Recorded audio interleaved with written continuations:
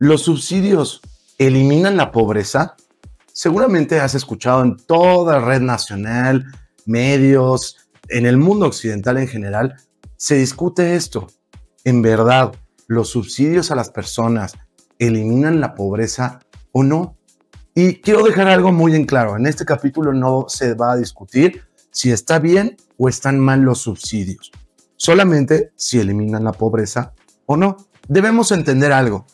A la gente de derecha no le gustan los subsidios y a la gente de izquierda pues toman esta máxima peronista de toda necesidad es un derecho.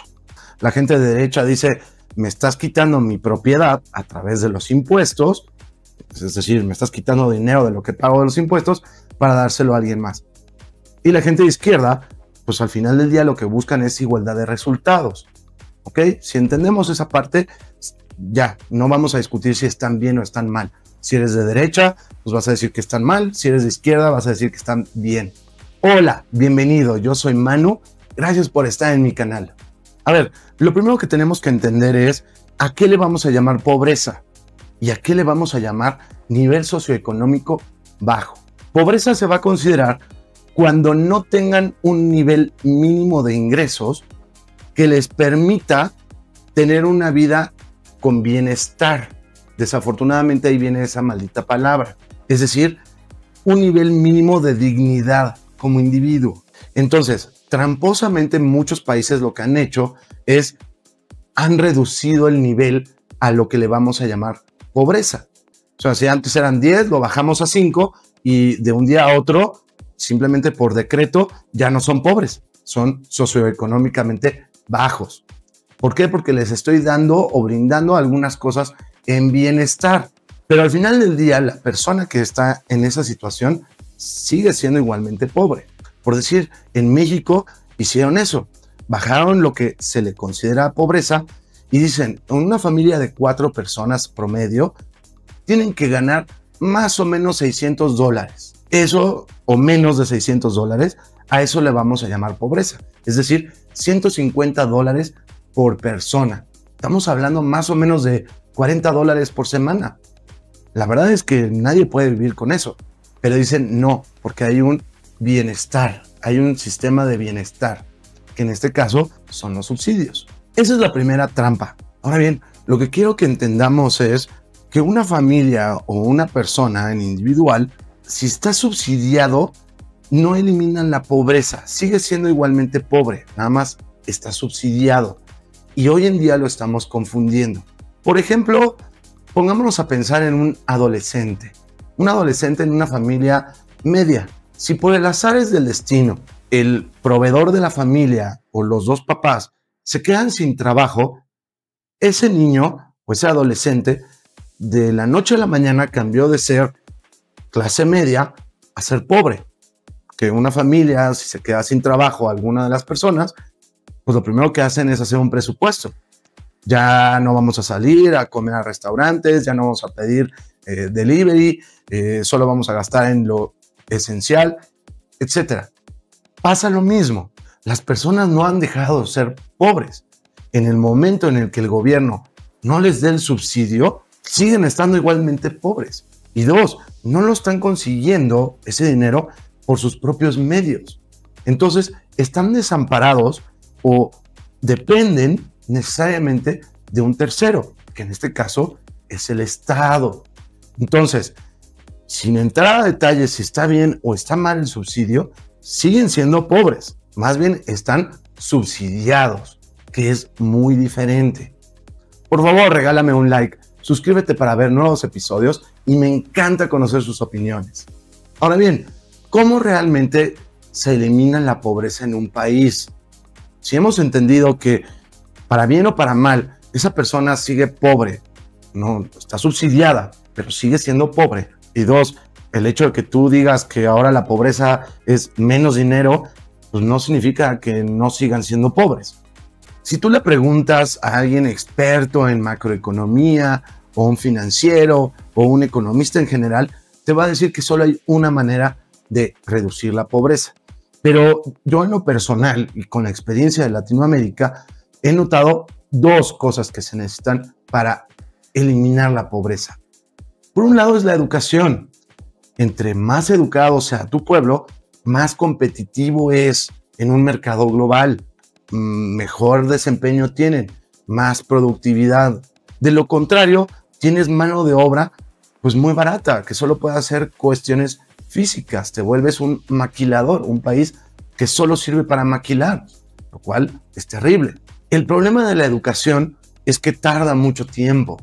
Tener un sistema educativo competitivo hoy en día es una inversión a muy largo plazo, 20, 30 años para ver resultados. Pero lo hizo hace muchos años Chile y le dio muy buenos resultados. El segundo punto es el que todos los economistas, el Banco Mundial, diferentes ONGs, el Foro Económico Mundial, en donde todos están de acuerdo, es la única manera de eliminar la pobreza en libre mercado. Entre más burocracia, más impuestos, más maneras de trabar al empresario, pues más pobreza generas. Porque al final del día se necesita del empresario para dar empleos.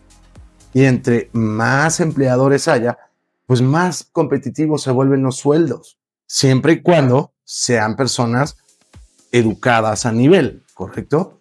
Pero la única manera es darle oportunidad a nuevos empresarios. Y desafortunadamente mucha gente cuando escucha empresario se imagina el multimillonario. Pero por sí en México vive de micropymes, personas que contratan 5 personas, no más. Arriba del 90% de las empresas en México, y somos la economía número 13 del mundo, son micros y pequeñas empresas. No todos son multimillonarios. Entonces, el libre mercado es que haya impuestos razonables, que no haya restricciones, que no tengas que ser un doctor fiscalista o doctor en recursos humanos para poder empezar un negocio. Esa es la única y verdadera manera de poder eliminar la pobreza. Y digo, casos de éxito, Suecia cuando dejó de ser socialista, China, que todo el mundo dice, China esto, China aquello. Sí, claro, abrieron su mercado. El problema de China es que la mitad de la población está yendo más o menos bien y la otra mitad son esclavos. En China tú tienes que pagar para que no trabajen niños. O sea, como si quiero comprar algo en China, yo le tengo que pagar al gobierno chino para que no trabajen niños. Todos los países nórdicos, que nos encanta ponerlo como ejemplo, aunque tengan muchos subsidios o haya subsidios de cosas, la manera en la que salieron a la riqueza es libre mercado, es cobrar menos impuestos, es menos regulaciones, es facilitarle la vida al empresario. Esa es la única 2 maneras de salir de la pobreza, educando a tu pueblo y mayor libertad de mercado. ¿Qué es lo que pasa con el subsidio? Que aquellos países que tienen altos niveles de subsidios, pues necesitan más impuestos y entonces ponen más normas, más regulaciones, más restricciones y normalmente el número 1 que les gusta cortar es educación. Desafortunadamente, uno de los rubros que más sacrifican los gobiernos es educación con tal de dar el subsidio.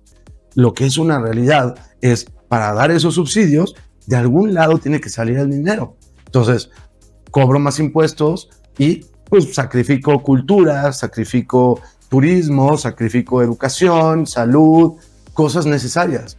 Y si a eso le agrego que en este mundo woke o en esta agenda globalista tenemos que meter cosas como diversidad de género, el Instituto de la Mujer, el Instituto de los Colores, el Instituto de no sé qué tanto, pues bueno, peor aún. Entonces, estamos de acuerdo que las 2 maneras de eliminar la pobreza es libertad de mercado y mejor educación. Incluso la educación es uno de los temas de la agenda global. Nada más que ahí lo tomamos a como consideremos. Es más, hoy hay peor educación que hace 10 años, en el 2015, que salió la agenda global. 2, hemos entendido que en realidad el subsidio no elimina la pobreza, está subsidiada, que es muy diferente, y corres el riesgo de que en algún momento puedas perder ese subsidio y tú sigues en la pobreza. Recuerden el ejemplo del adolescente. Además, el reto de que el gobierno pueda mantener los subsidios pues va a depender a que haya más empresas, más impuestos.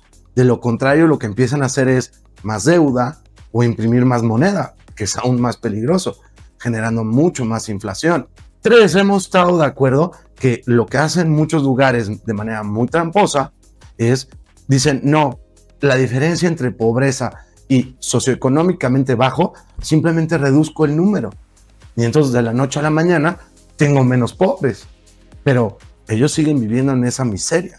O dicen, no, es que se los compongo o se los balanceo con una vida de bienestar. Pónganse a pensar, en Cuba dicen que no hay pobres, dicen que se puede vivir con $1 al día o menos de $1 al día. ¿Por qué? Porque pues, hay un sistema de bienestar que les da comida, les da casa, les da salud, seguridad. Pero ¿quién arregla las casas que te dan? Nadie. El sistema de salud no tiene medicinas. La comida, pues te di 1 kilo de arroz por semana y son 6 personas viviendo en esa casa. Les debería alcanzar perfectamente bien, pero se los estoy dando. Por ello es importante no confundir bienestar con riqueza real.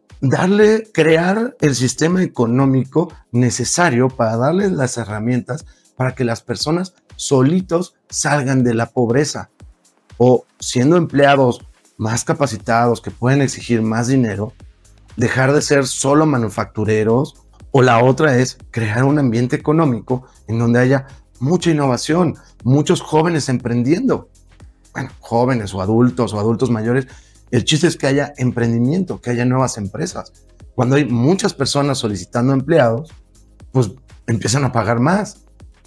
Pero si hay pocas empresas y todo el mundo se está peleando por un empleo, pues te puedo pagar la mitad y voy a tener que aceptar, que es uno de los temas que pasa cuando hay inmigración descontrolada. Ahora bien, sin importar si eres de izquierda o derecha, recordemos, derecha no le gusta, izquierda sí le gusta. No estamos juzgando si son necesarias o no. Yo entiendo perfectamente que hay gente muy pobre que necesita el subsidio. Ahí no lo estamos discutiendo. Pero bueno, sin importar si eres de izquierda o derecha, me parece que hay algunas preguntas que nos tenemos que hacer. Porque, ojo, hay muchos países, o todos los países de derecha, dan subsidios.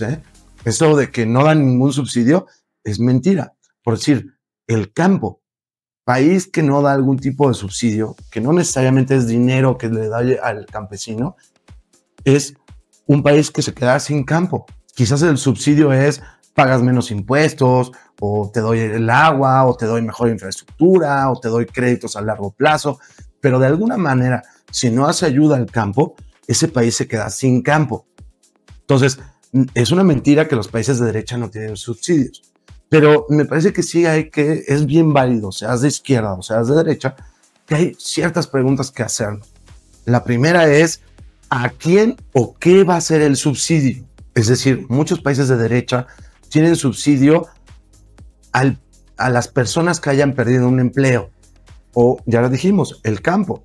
Una persona que se queda sin empleo, pues seguramente tiene gente a su cargo, niños puede ser, o incluso pagar servicios del mismo gobierno, agua, luz, tal. Y entonces es definir qué. El tema está en las diferencias de los subsidios, es las personas de derecha creen en igualdad de oportunidades, es decir, a todo el mundo que le haya pasado X o Y, por decir, una discapacidad. Si tienen una discapacidad real, no de, es que encontré en TikTok que tengo ADHL y tengo VHS y tengo no sé qué, entonces alguien me tiene que mantener. No, una discapacidad real, pues ese es el cuestionamiento. ¿Qué a quién? Mientras tanto, la izquierda, recuerden que no creen en los derechos individuales o en la igualdad de oportunidades. Creen en la igualdad de resultados, lo cual crea derechos colectivos. La gente de izquierda considera que por las cualidades por las que tú naciste. Entonces, pues si eres de la comunidad LGBTQ, te tengo que dar un subsidio. ¿Por? Creo que es bien válido que nos cuestionemos el por qué. En México se da subsidio a todas las mujeres. ¿Por qué? Porque son mujeres. Porque nacieron mujeres. Una mujer no puede dejar de ser mujer. Punto. Entonces, a todas las mujeres. La segunda pregunta es tiempo. Porque, ojo, hay subsidios que deberían, o idealmente, para eso se está dando el subsidio, deberían terminarse. Por ejemplo, el perfecto ejemplo es el del desempleo. Ok, te lo voy a dar 6 meses y ya se acabó. Entonces, ponte las pilas a buscar un nuevo empleo. Y en el momento que tengas el nuevo empleo, pues ya te dejo de dar el subsidio. Desafortunadamente, en muchos lugares, por lo mismo de la diferencia de individual contra colectivo, es, no, pues simplemente por este color de piel te voy a dar dinero, o por tu preferencia sexual, o por tu género, o por tu... Simplemente te lo voy a dar todo el tiempo. Es bien válido preguntarse tiempos. A todo el mundo le aplica igual. Y la tercera pregunta que yo haría es, ¿hay condicionantes? ¿A qué me refiero con condicionantes? Por decir, en el caso del desempleo, tienes que demostrar que perdiste tu trabajo y que activamente estás buscando un empleo, que ese dinero solo lo vas a usar pues, para mantener a tu familia o pagar lo que tengas que pagar, tu renta, tu comida, tu agua, en lo que encuentras un nuevo empleo. Hoy en día pareciera que no, que es simplemente porque sí, pues sí, a las mujeres o a las personas de la tercera edad, pero a todos. Yo conozco gente que gana mucho más que yo, es más, que para México son considerados de niveles socioeconómicos altos, que cobran ese subsidio a las personas de la tercera edad. Ok, tenemos que mantener a la gente viejita, estoy de acuerdo, pero ¿a todos? ¿O aquellos que no tienen dinero? Sí podemos poner ciertas limitantes, ¿o no? O niños, ni estudia ni trabaja. Pues no estamos fomentando que no estudie ni que trabaje. Si le estamos dando dinero, porque ojo, cuando dicen no trabajar es en el mercado formal, lo que controla el Estado, que sabe que estás dado de alta pagando impuestos. Digo, los paga el empleador, pero sabe que los estás pagando. Entonces, yo simplemente tengo un empleo informal y recibo dinero todos los meses. ¿No debería ser al revés el cuestionamiento? Si eres una persona de estudios, que estás estudiando, que tienes una calificación de arriba de lo que tú quieras, 8, te voy a dar un subsidio pues, para que te puedas mover en transporte público, para que puedas comprar tu material, para que no dejes la escuela. Pareciera que es al revés. Por lo menos en México se paga más a los que no estudian que a los que sí estudian. Y esas 3 preguntas me parece que son bien válidas y esos son para dar el subsidio. Después deberíamos empezar a cuestionarnos 2 temas. Uno es, al final del día el gobierno está actuando como si fuera una ONG. ¿Estamos de acuerdo? Bueno, pues hay mucha presión en cuanto a las ONGs en ser transparentes con sus cifras. ¿Cuál es tu porcentaje de costo de administración? Es decir, por tener tu ONG, ¿cuánto te estás cobrando tú? ¿Y cuánto realmente del dinero que te estoy donando, que en este caso son los impuestos, realmente está beneficiando a alguien? Pues no, pareciera que no. Cuando son programas sociales o justicia social, no hay ningún tipo de transparencia. Simplemente se gastaron tantos trillones de pesos, o de dólares, o de reales, o lo que ustedes quieran. Pero no hay ningún tipo de transparencia. En ningún momento podemos ver cuál es el costo administrativo de eso. Y evidentemente la pregunta que deberíamos hacernos todos, sin importar si somos de derecha o izquierda, es ¿qué tenemos que sacrificar? Sale de nuestros impuestos para dar estos programas sociales. Creo que es muy válido. Más impuestos, menos salud, menos educación, menos programas culturales, menos desarrollo económico. ¿Qué es lo que estamos sacrificando? ¿Como cierre? No. Los subsidios nunca eliminan la pobreza, generan mayor pobreza porque fomentan el menos trabajo. Y 2, ahogamos a los empresarios. Muchas gracias, yo soy Manu, nos vemos en el próximo episodio.